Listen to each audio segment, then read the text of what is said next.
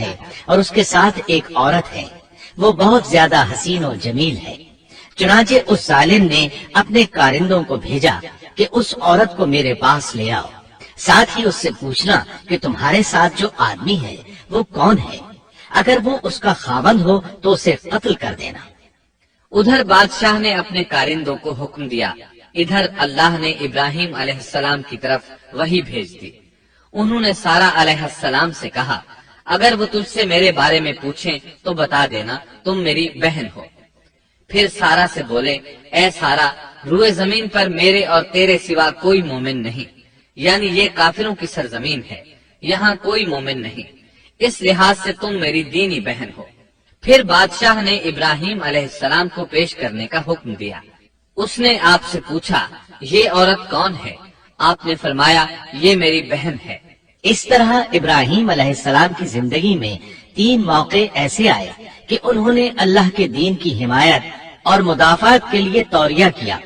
توریہ کا مطلب یہ ہے کہ واقعہ کچھ اور ہو لیکن کوئی شخص کسی خاص مصلحت کی وجہ سے اسے 2 معانی والے الفاظ کے ساتھ اس انداز میں بیان کرے کہ سننے والا اس واقعہ کو نہ سمجھ سکے بلکہ اس کا ذہن خلاف واقعہ چیز کی طرف منتقل ہو جائے۔ شریعت نے بعض مخصوص حالات میں اس کی اجازت دی ہے۔ وہ 3 مواقع جہاں ابراہیم علیہ السلام نے توریہ فرمایا، ان کی وضاحت کچھ اس طرح ہے۔ ایک یہ کہ آپ نے میلے پر نہ جانے کی غرض سے ان لوگوں سے کہا تھا کہ میں بیمار ہوں۔ دوسرے موقع پر یہ فرمایا تھا، یہ کام اس بڑے سردار بت کا ہے۔ تیسرے، سارہ علیہ السلام کو دینی بہن قرار دیا۔ اس ظالم بادشاہ نے سارہ علیہ السلام کو اپنی تحویل میں لے لیا۔ جب سارہ علیہ السلام کو معلوم ہوا کہ وہ ایک بدکار شخص ہے تو انہوں نے اللہ تعالیٰ سے دعا کی، اے اللہ، تجھے معلوم ہے میں تجھ پر اور تیرے نبی پر ایمان لائی ہوں اور اپنے جسم کو اپنے خاوند کے سوا ہر ایک سے محفوظ رکھا ہے، لہٰذا آپ اس کافر کو مجھ پر مسلط نہ کیجیے گا۔ چنانچہ اس کافر بادشاہ نے جب سیدہ سارہ کو پکڑنے کے لیے اپنا ہاتھ بڑھایا تو اس کا ہاتھ شل ہو گیا اور اپنی جگہ پر جم گیا۔ وہ لگا چیخ پکار کرنے، اس میں اتنی طاقت نہ رہی کہ اپنے ہاتھ کو حرکت دے سکے۔ اس کی آواز سن کر اس کے محافظ بھاگے ہوئے آئے۔ انہوں نے اس کے ہاتھ کو چھڑانا چاہا لیکن چھڑا نہ سکے۔ اس کی یہ حالت دیکھ کر سیدہ سارہ خوف زدہ ہو گئی۔ انہوں نے سوچا، اگر یہ مر گیا تو لوگ کہیں گے اسے میں نے قتل کیا ہے۔ چنانچہ انہوں نے اللہ سے دعا کی کہ اسے چھوڑ دیا جائے۔ اللہ تعالیٰ نے آپ کی دعا قبول کر لی، اس کا ہاتھ ٹھیک ہو گیا، لیکن وہ ظالم پھر بھی نہ ڈرا۔ اس نے ایک بار پھر آپ کی طرف ہاتھ بڑھایا، اس کا ہاتھ پھر شل ہو گیا۔ سیدہ سارہ نے پھر دعا کی، وہ دوبارہ ٹھیک ہو گیا، وہ پھر بھی باز نہ آیا۔ تیسری بار پھر اس نے ان کی طرف ہاتھ بڑھایا، اس بار بھی اس کا ہاتھ شل ہو گیا۔ اب وہ سیدہ سارہ علیہ السلام سے کہنے لگا، اب کی بار اگر تو مجھے اس مصیبت سے نجات دلائے گی تو میں تجھے چھوڑ دوں گا اور کبھی تیرے آڑے نہیں آؤں گا۔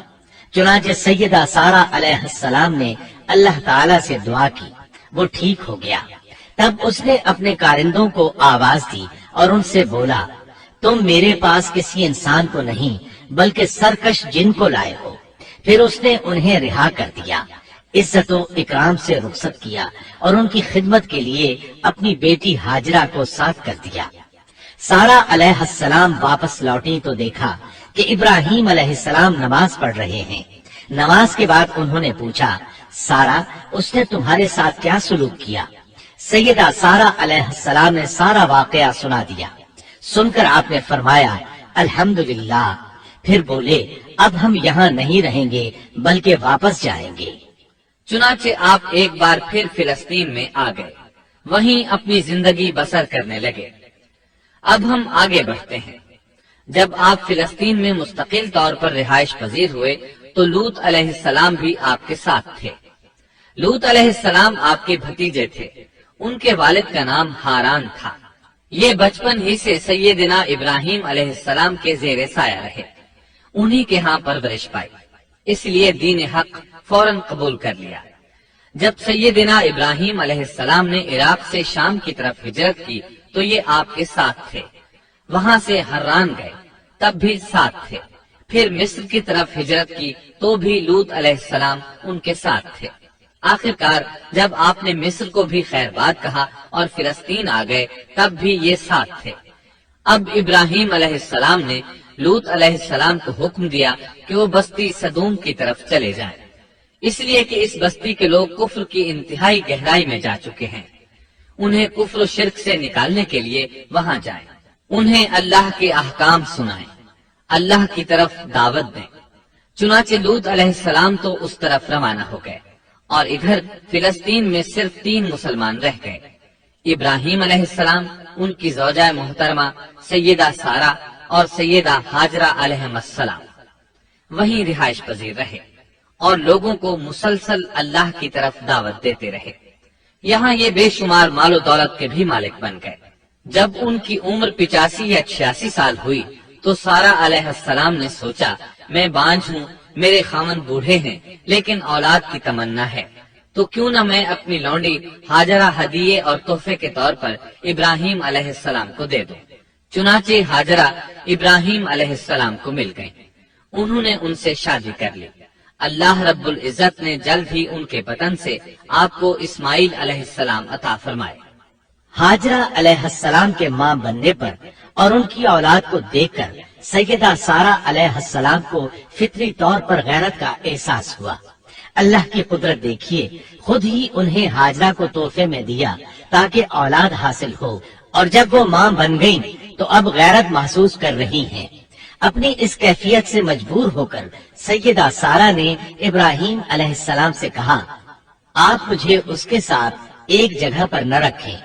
مورخین اور سیرت نگار لکھتے ہیں کہ ہاجرہ علیہ السلام ایک نطاق پہنا کرتی تھی، یعنی وہ جسم کے درمیان ایک لمبا کپڑا لٹکا لیتی تھی تاکہ وہ کپڑا گھسٹ گھسٹ کر قدموں کے نشانات مٹا دے اور سارہ کو نظر نہ آئے، کیونکہ سارہ غیرت کی حد کو پہنچ چکی تھی۔ ابراہیم علیہ السلام نے جب سارہ علیہ السلام کے اندر غیرت کے آثار دیکھے تو ہاجرہ کو ان کی نگاہوں سے دور کر دیا۔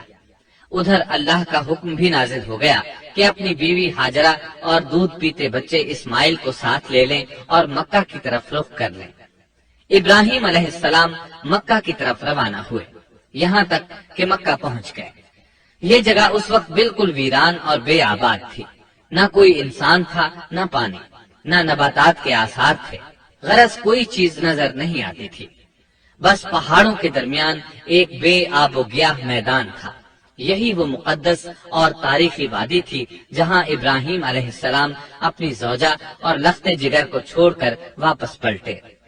سیدہ ہاجرہ علیہ السلام کو بہت حیرت ہوئی، انہیں یہ امید نہیں تھی کہ ان کے خاوند انہیں ایک بے آباد جگہ تنہا چھوڑ کر چل دیں گے، اس پر بچے کی ذمہ داری الگ تھی۔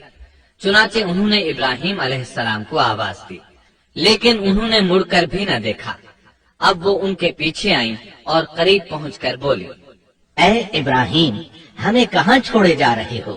یہاں نہ پانی، نہ خوراک، نہ کوئی انسان۔ ابراہیم علیہ السلام نے پھر بھی کوئی جواب نہ دیا، کوئی پریشانی بھی ظاہر نہ کی اور چلتے رہے۔ سیدہ ہاجرہ بھی آپ کے پیچھے چلتی رہیں اور پوچھتی رہیں کہ ہمیں کس کے حوالے کر کے جا رہے ہیں؟ یہاں تو کوئی بھی جاندار نہیں، مکمل طور پر بے آباد علاقہ ہے، لیکن انہوں نے اب بھی کوئی توجہ نہ دی۔ آخر سیدہ ہاجرہ نے کہا، کیا آپ کو اللہ نے اس کام کا حکم دیا ہے؟ اب آپ نے جواب میں فرمایا، ہاں۔ تب سیدہ ہاجرہ بولی، اگر یہ بات ہے تو اللہ تعالیٰ ہرگز ہمیں ضائع نہیں ہونے دے گا۔ جب انسان اللہ کے احکام کو بجا لائے تو اس کے دل سے فقر و فاقے کا خوف نکل جاتا ہے اور اللہ اسے طرح طرح کے انعامات سے نوازتا ہے۔ انسان جب تک اللہ کے احکام کو بجا لاتا رہے گا تب تک اللہ کی نصرت اور اس کی تائید شامل حال رہے گی۔ چنانچہ جو ہی ہاجرہ علیہ السلام کو پتا چلا کہ انہیں تنہا چھوڑ جانا اللہ کے حکم کی بنا پر ہے تو فوراً یقین بھرے لہجے میں بولی، تب اللہ ہمیں ضائع نہیں کرے گا۔ یہ کہہ کر وہ اپنے شیر خوار بچے کی طرف پلٹ گئیں۔ خوراک اور پانی چند دن میں ختم ہو گئے، پانی کا ایک قطرہ پاس نہ رہا۔ اب پانی کی تلاش شروع کی، لیکن اپنے لیے تو درکنار، ماں کو بیٹے کے لیے بھی پانی نہ ملا، نہ خوراک۔ اب بچہ لگا بھوک سے بلکنے، خوراک نہ ملنے کی وجہ سے ماں کا دودھ بھی خشک ہو گیا تھا۔ عورت کتنی بھی باحوصلہ ہو اپنے بچے کو بھوک سے بلکتے نہیں دیکھ سکتی۔ اب انہوں نے بچے کو وہیں چھوڑا اور تیزی سے قریبی پہاڑی صفا کی طرف لپکی۔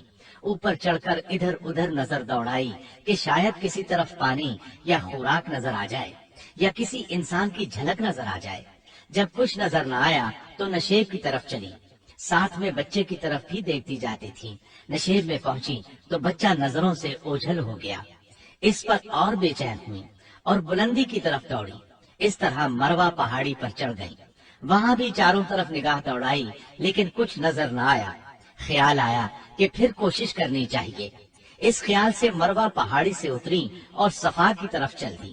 درمیان میں نشیب کی وجہ سے بچہ نظر نہ آیا تو دوڑنے لگی۔ اس طرح پھر صفا پر چڑھ گئی۔ اللہ اکبر! ایک تو عورت ذات کمزور، پھر بھوک پیاس سے نڈھال، اس پر کس قدر سعی اور کوشش میں مصروف، وہ بھی اپنے بچے کے لیے۔ بہرحال بار بار کوشش کے خیال سے انہوں نے صفا اور مروا پہاڑیوں کے درمیان 7 چکر لگائے۔ یہی وجہ ہے مسلمان عازمین حج صفا و مروہ کے درمیان سعی کرتے ہیں تاکہ اس واقعے کی یاد تازہ ہو جائے۔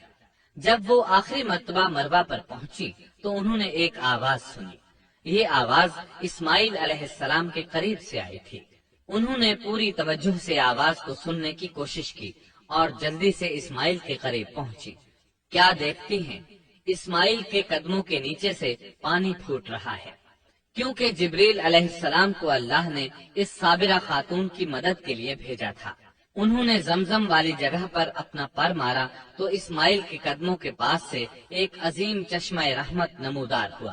مستقبل کے پیغمبر کے قدموں کے نیچے سے اللہ نے جبریل فرشتے کے ذریعے زمین پھاڑ کر پانی نکال دیا۔